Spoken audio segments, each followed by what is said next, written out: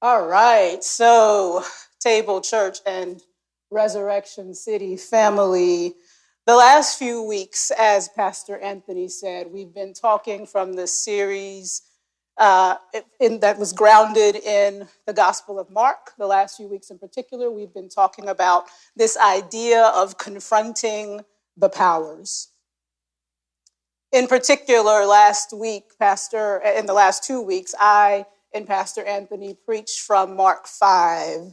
And we've been inviting the community to think through what it means to confront these powers, these collective forces that seem to drive physical and spiritual oppression in our world.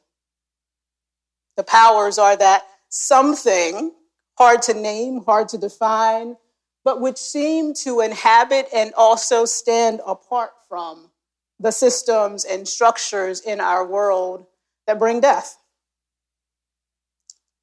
Last week, I in particular invited us into the work of following Jesus, the exorcist, which I know can be a troubling idea. If you did not hear that, context is important, but check that out. But following Jesus as the one who casts out what are the forces of death in order to bring new life, in order to bring communal healing. So put simply, we have been remembering that Jesus saves and that Jesus' salvation looks like deliverance. But what have we been delivered from? And what are we delivered into? That's what we're going to be talking about in the next several weeks leading into Easter. What specifically are the powers that we need to name communally? This is communal work. What sort of life are we delivered into? What are the accents of that life? And what does it say about God, that God is fundamentally a deliverer? What does it mean for us to join in that kind of challenging work?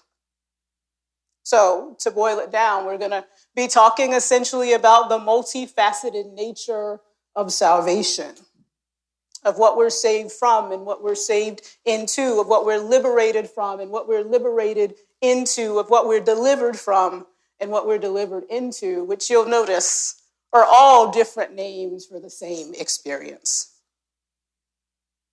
And I want to say right at the beginning of this that a lot of us have probably been accustomed to hearing about salvation talked about in only otherworldly ways.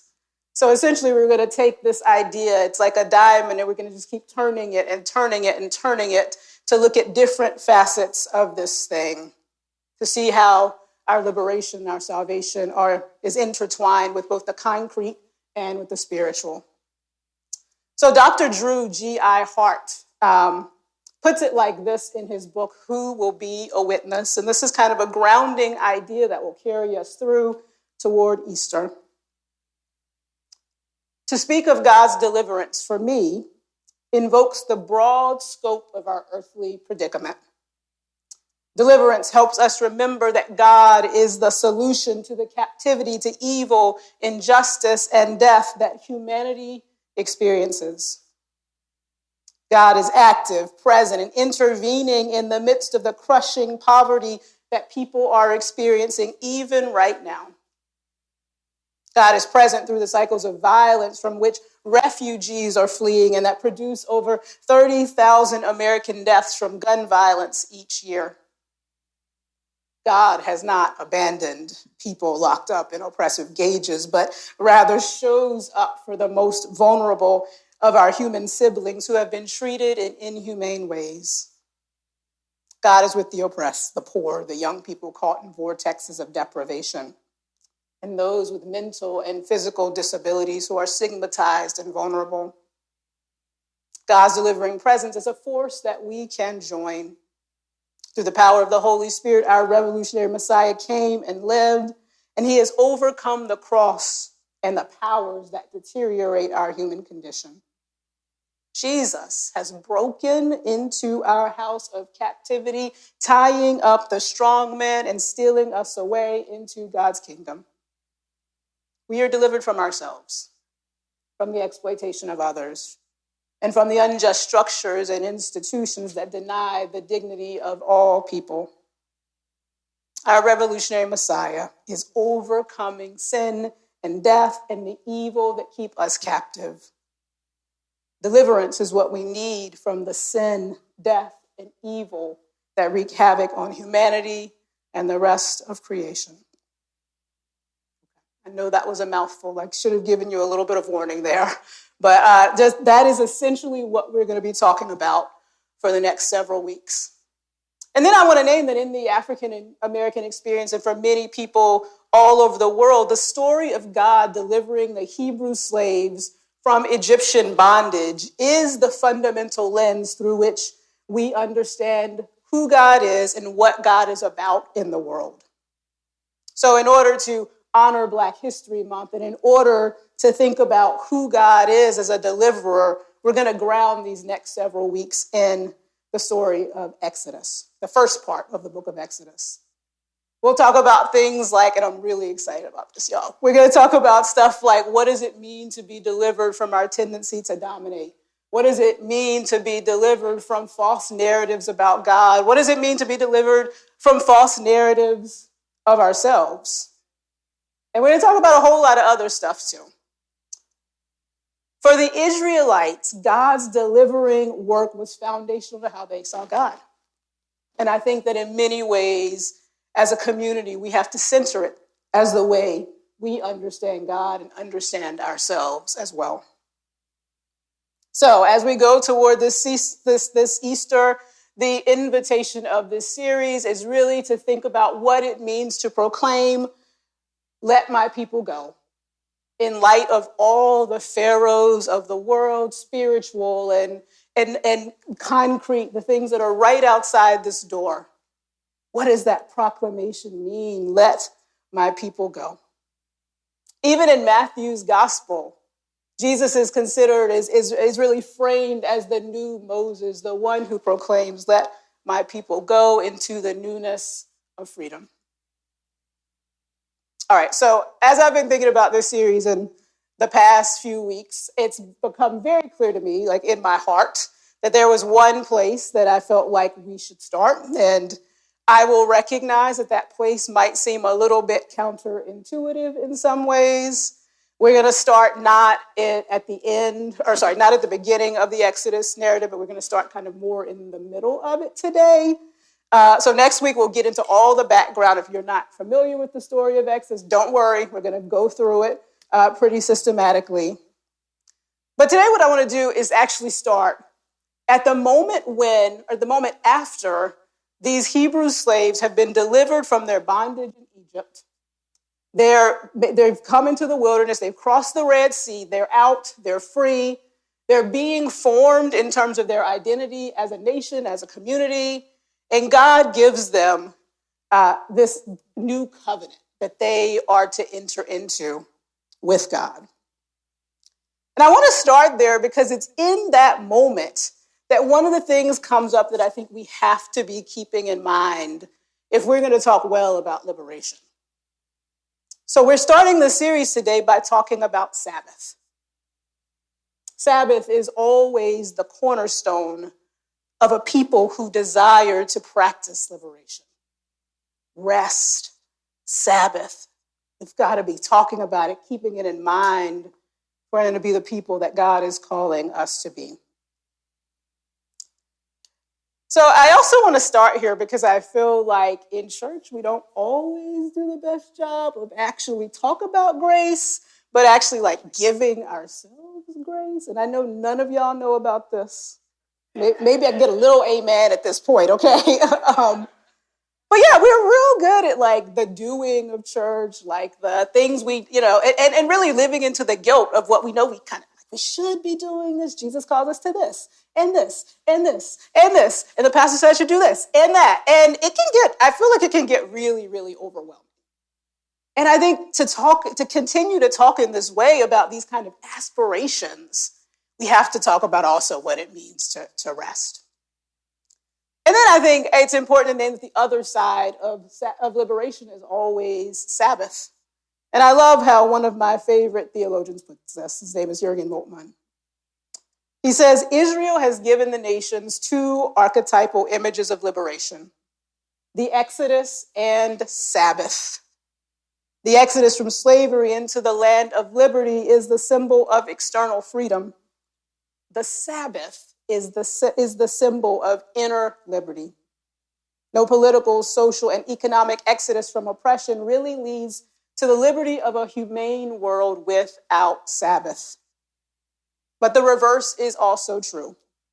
Men and women never find the peace of Sabbath in God's presence unless they find liberation from dependency and repression, inhumanity and godlessness. So Exodus and Sabbath are indivisible. So that's where we're going to start today. And I will also name that a lot of my thinking about Sabbath comes out of my experiences as a Black woman, out of the experience of feeling like I don't deserve rest and I'm in a system that will never let me rest. And I know that experience is not just mine. I know a lot of us don't actually feel worthy of rest, and I want us to be talking about that. So a question I want to ask you today, and I want you to consider and take home with you is just this. Who taught you that you could not rest? Who taught you that you could not rest? What did you see that made you believe that you were not worthy of rest, even when your body testifies otherwise? What systems in our world prevent you from resting? How is your own beautiful life that God longs to draw into rest actually structured away from rest by circumstances you can control, but also by circumstances that you can't control? Because that's also a part of this equation, right? So, if as people of faith, we're going to talk about the work of salvation and liberation and deliverance, we have to be talking about rest. All right, so that was a lot of framing. I want to do kind of a teaching on Sabbath today. We're going to look at a couple of different scriptures that come out of the Hebrew Bible, starting with Exodus 20, 1 through 17, which many of us know as the Ten Commandments. I know it's a beautiful snowy day, and the Ten Commandments seems like a hard place to start, but we're going to go there. We're going to go there quickly. You should be able to see this on the screen. I'm not going to read all the Ten Commandments, but I did want to put it up for you to get a sense of one of the important things about how Sabbath draws together all of these commandments. So this is essentially what God gives to the people after they've been delivered from the land of bondage. So at the very beginning, it says, then God gave the people all these instructions. I am the Lord your God, who rescued you from the land of Egypt, the house of your slavery. And then you get all the commands about not having other gods before God, not making images, idols, not bowing down to them. And then you get the verse 7, not misusing the Lord's name. And then in verse 8, you get the Sabbath command. Remember to observe the Sabbath day by keeping it holy. You have 6 days each week for your ordinary work, but the Sabbath day is a Sabbath day of rest dedicated to the Lord your God. On that day, no one in your household may do any work. This includes you, your sons and daughters, your male and female servants, your livestock, and any foreigners living among you. For in 6 days the Lord made the heavens, the earth, and the sea, and everything in them, but in the seventh day he rested. That is why the Lord blessed the Sabbath day and set it apart as holy. And then after that command, you get all these commands that are about the neighbor. So not murdering, not stealing. So you've got this first set that's all about how do we orient ourselves toward God? And then the second that's all about how do we orient ourselves toward our neighbor? And they're drawn together by the Sabbath command. And they're also drawn together by that verse 2, right? This identification and disclosure of God as fundamentally the God who brings out, who draws out, who delivers. The idea here is that God is fundamentally different from the gods that these people experienced in Egypt. Fundamentally different from the gods that do not allow rest, that put you inside a system of anxiety and coercion and endless production. That this God is completely different from that. The invitation in these commandments is to this revolution of social possibility that is shaped and reshaping human interaction toward healing in liberating ways over and over again. All right, so a couple of things about this one verse. So one, it's a bridge verse, right? It's a bridge verse between these two poles of how to follow God. It's also positively framed, which is fascinating. So it's actually about something to do, which is nice, versus something, it's not about not doing something. I also find it fascinating that it is the longest command. And when I was reading about this, apparently it's probably the longest command because just like now, people needed it emphasized because they didn't do it, right? They were like, I don't know how to do this. I don't know how to practice this. So we got to put a little extra around it. And I think that's important. Definitely this command legitimizes work as good. You've got 6 days for work. And then it also says, let's set aside a period of time to rest. And then it gives the motive for that setting aside as this idea that God rests, that we follow the resting God. All right, so let's look at where that comes from. So that's Genesis 2:2-3. On the 6th day, God completed all the work that he had done. On the 7th day, God rested from all the work that he had done. God blessed the 7th day and made it holy because on it, God rested from all the work of creation. And when you stop to pull back from this is pretty extraordinary. Often, and I do this all the time, I talk about God as creator, but I'm not great at talking about God as the chief rester, the chief one who relaxes, and the one who kicks their feet up. That's not what I'm great at doing. But that also means that I then model myself after only the part of God, the aspects of God that are about creation, and not the aspects of God that are about resting. I also want to just note here that, there's this sense that, when we take Sabbath, we are acknowledging that God is in control, that even if God could step back and rest, that we can also step back and rest. That God acknowledges that God is in control, and we can name that too. That we are dependents, that we are creatures who receive grace and received gift. That basically everything is grace and gift, and that even though that's super, super uncomfortable, it's also the truth of our existence. So setting aside a period of time helps us to live into that. And then I'll just say that Sabbath in this verse, I think one of the things that is kind of sad about the way chapter divisions have been imposed on Scripture is that chapter 1 in Genesis ends with the creation of human beings. And then there's this imposed chapter division that's not natural to the text, and then you get the creation of Sabbath. And that makes it seem like human beings are the end of creation, they're the pinnacle, they're the crown of creation. But that's not true. Actually, Sabbath and this creation of rest is what crowns the rest of creation. And we've got to live and walk in that it's not us, that there's something beyond that. There's so much more I could say about this, but I want to go on to one more text, and that's Deuteronomy 5:12-15. So these are kind of the big 3 verses on Sabbath to kind of study and think about. So here's what that says. This is also just a different form of the 10 Commandments. Keep the Sabbath day and treat it as holy, exactly as the Lord your God commanded.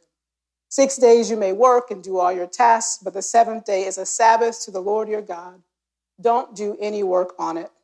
Not you or your sons or your daughters, your male or female servants, your oxen or donkeys, or any of your animals, or the immigrant who is living among you, so that your male and female servants can rest just like you. Remember that you were a slave in Egypt, but that the Lord your God brought you out of there with a strong hand and an outstretched arm. That's why the Lord your God commands you to keep the Sabbath day. So what I want to notice here is that Unlike in the Genesis version, the Exodus version of the command that leads to Genesis, the reason here is not because God rests. The reason here to practice Sabbath is because you were once a slave in Egypt. Because you've known oppression, you have seen oppression, and therefore you're supposed to create, you're called to create an alternative system. Something that is very different from what the pharaohs of the world create. And then out of that comes all this in the Hebrew Bible. This is like a part 2, 3, and 4. But I'll just say, out of that comes these ideas of like Sabbath year and Jubilee, which are all about what it means to allow periodic release of people from slavery or like servanthood, periodic release from like debt, which is a huge problem in our society. What does it mean that to actually create structures that allow no one to exist permanently in poverty? They're actually making sure people are structured out of poverty periodically. That's what Sabbath leads to.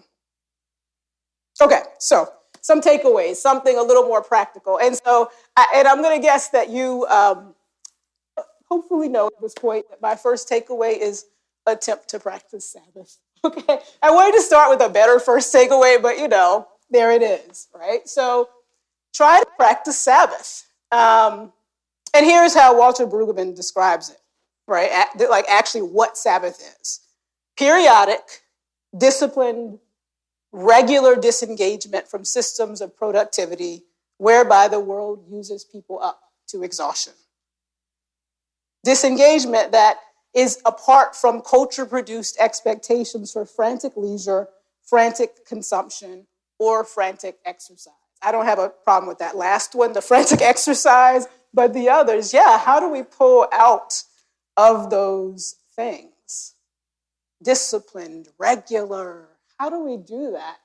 And I'll say I'm a big believer that, in the Gospels, Jesus is clear. I'm the Lord of the Sabbath. Jesus is Lord of the Sabbath. So I don't think it has to be a full day, but what are the ways that we can live into this, that we can fundamentally create a distinct category of time for ourselves?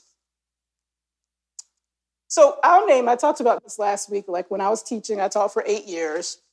One of the shocks of my life was that the first day I showed up to my job as a teacher, they told me school started at 7:20 during orientation week. And I was like, what did you just say to me? Like, I was like, you mean 9 o'clock, right? And so it meant that I ended up getting up really, really early, often, to make this commute. By the end of the week, I would be just so tired. I would try to go out with my friends, and I would basically just offend people. Because I would say, make a joke that was like, I wasn't filtered. I would make these jokes, and it was inappropriate. I would have to apologize to people. And I realized, Friday night is your Sabbath. You need to go home. And so I ended up I would often I hope I can say this, pour myself a glass of wine, and I would put on this like ugly green bathrobe that one of my friends gave me, and I would piddle. I would just okay, I'm gonna listen to jazz. I'm gonna, I would just read poetry, and I would do these things that were just so different from my regular life. But very much in which I could recognize that I can enjoy not being in control. That's what I need to do. And then I would say now as a pastor, I do have the luxury of taking a Sabbath, a full day off. And I want to tell you that it's like Sabbath 2.0, that I'm like, there's no screens, but that's not true. All right, I'm not there yet. But I do try to I would call it go off brand. I try to think about what is my alter ego?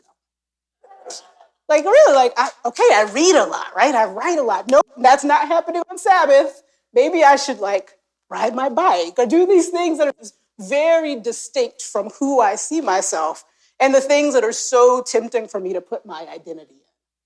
So those are some ways to practice Sabbath. And I do not have this figured all out. Another thing I would say is think about prioritizing sleep, if even just a few hours is too much, right? Sleep. And some of y'all are like, woo, I'm convicted. Yes, okay. Sleep, all right? Sleep is a good place to start. Here's a quote I like from Jonathan Martin. Sleep, I'm not going to read all of this, I think, but you can see it up on the screen. Sleep in its own way is an act of trust. We enter into the realm of the unconscious, vulnerable, where we cannot work, where we cannot think, work, or wrangle. Even the most devout atheist enters into this act of surrender, this letting go into the night that lets us go into God as the one who sustains us, who keeps watch while we no longer are looking at our watches. And I'll just add to that I don't think we can have a good imagination. We can really embody dreams of liberation without sleep. And then the final thing I'll say is sponsor a system of rest. And I think about this I think about this in my own home. I think about this in this alternative community of this church. I think about what it means to recognize that in most spaces, like organizations, a few people are doing the work. And, most people are attending and kind of watching. So what does it mean, one, for the people who are doing the work to say, you know what, I need rest. I need rest. And there's no shame in that. I need to roll off. I need to take rest. And then what does it mean for other folks who are not volunteering, who are not serving, to say, you know what, I see I can sponsor a system of rest by stepping up. I can volunteer for a season, or I can see what the affinity group leader needs, or whatever, right? Like, how do we make this a complete thing where in our own alternative community, we are stepping up? Cue all the volunteer, ways you can volunteer. So many, all right? But just think about that on this very practical, small scale level. Okay. I want to say as I close here that I do not have this figured out. I was a little intimidated to talk about this because I'm still figuring it all out. I don't know if anybody in here has just started a new job. Can you raise your hand if you have? All right, you may not know this about me, but I have too. And what that means is I am figuring out again how to make sure my whole life is grounded in rest. I don't have this figured out, getting enough sleep and doing all those things, but it is core to the work that we have to be doing. I think I'm going to end with this poem that I love by Mary Oliver. I like poetry. And the beginning of it and the end of it remind us that we don't need to feel shame as we talk about these truths. It reminds us that we are a part of the human family, that we are dependent, and that we are loved. So the poem by Mary Oliver is called Wild Geese. You do not have to be good. You do not have to walk on your knees for 100 miles through the desert repenting. You only have to let the soft animal of your body love what it loves. Tell me about despair, yours, and I will tell you about mine. Meanwhile, the world goes on. Meanwhile, the sun and the clear pebbles of the rain are moving across the landscapes, over the prairies and the deep trees, the mountains and the rivers. Meanwhile, the wild geese high in the clean blue air are heading home again. Whoever you are, no matter how lonely, the world offers itself to your imagination, calls to you like the wild geese, harsh and exciting, over and over, announcing your place in the family of things.